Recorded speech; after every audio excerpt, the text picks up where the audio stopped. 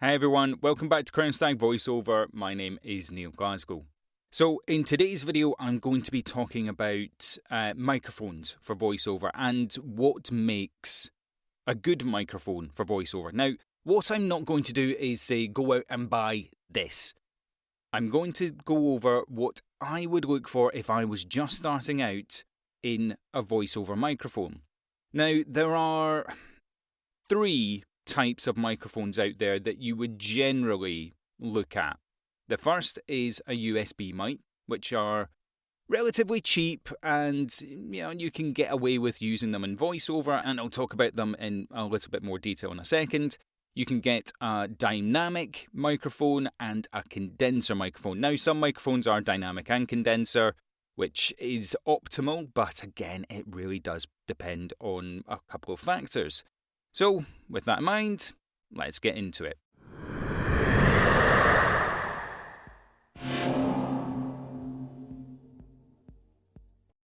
So, the first thing I'm going to talk about is this. So, this is a USB mic.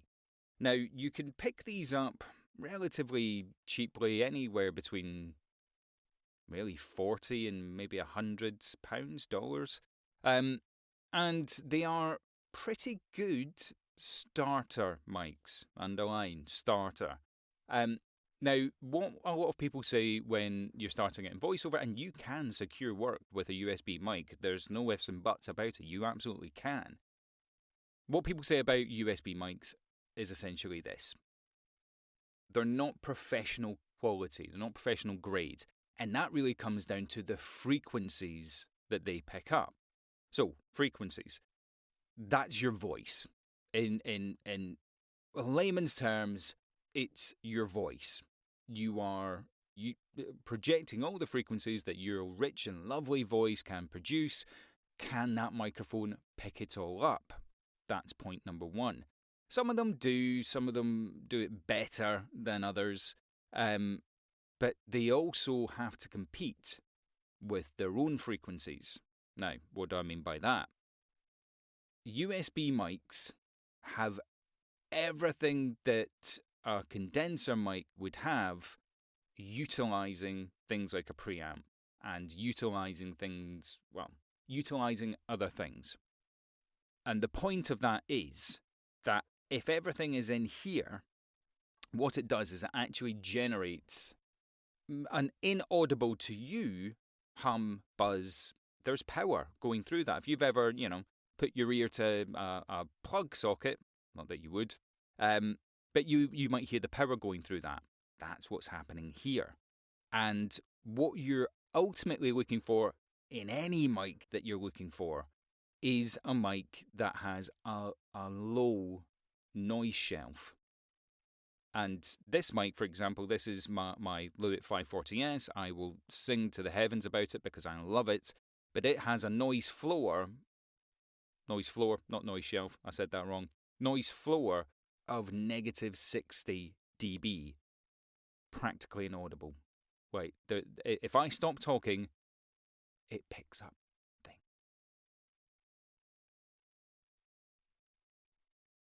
That's not what you're going to get from a USB mic. If I stop talking on a USB mic, you'll hear there'll be a little buzz, there'll be a little hum. And for any professional audio engineer, they're going to know that sound a mile off. Now, what you can do is you can use some filters that perhaps are on your DAW. So Reaper, for example, you can create a noise floor profile, and that will automatically remove all the frequencies that the microphone creates, thus giving you a cleaner sound. And I'm doing that because when you're removing something, you're also removing that from your voice. And that could produce a tinny quality, perhaps. It could produce a pitchy, negative. It could produce a negative quality from your voice, which is not what you're looking for. And this is actually a bit of blanket advice. When it comes to things like de-essers, de-clickers, de-anything, voice went de-anything. I de-end my voice. Sorry, made myself laugh. try not to use them unless you really, and I mean really, need them. If you've just seen somebody use them, you don't need it, right? I'm promising you, you don't need it. When you use anything that removes a frequency, it's removing that from the whole thing. It's not just going to go, oh, well, that's a click there. It doesn't go, that's a click, I'll remove the click. It's your clicks are within this frequency, I'm removing that frequency. And that's going to be within your voice. And that creates all sorts of issues. So I always say that de-essers, declickers, all that sort of stuff, the wet noise that can come out your voice, that's all a level of training. And reference my last video, training development, to put the time into doing that.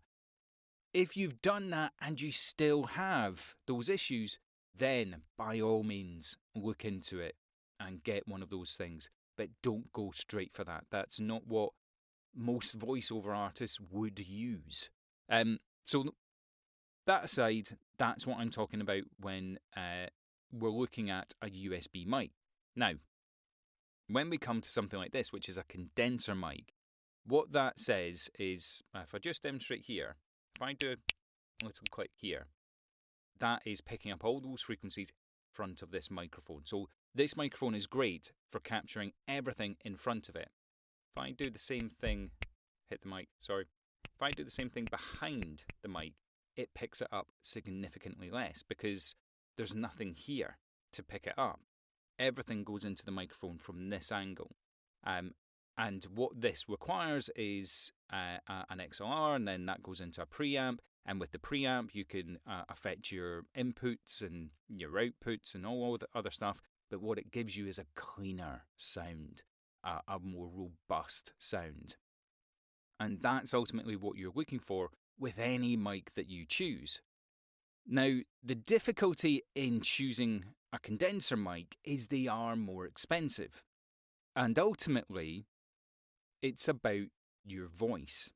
Now, say you've got a James Earl Jones, a Barry White, a very deep, lovely voice.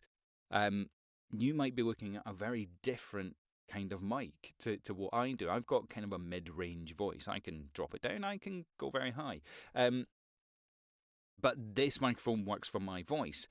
And this microphone is £500-600. That's an expensive thing to test. So you are going to need to look at what your vocal range is before really investing in getting one of these mics. But you can go out, and I would recommend when you're starting out, if you can't afford a whole bunch of stuff, get a USB mic. There's nothing wrong with it. There really isn't anything wrong with it. It's a quality issue, and again, if you're just starting out, you're maybe not going for the £10,000 jobs, the £500 an hour jobs, all that sort of stuff. If you can get them, great, but you're going to have a better chance of getting those sorts of things with a condenser microphone. I promise you that.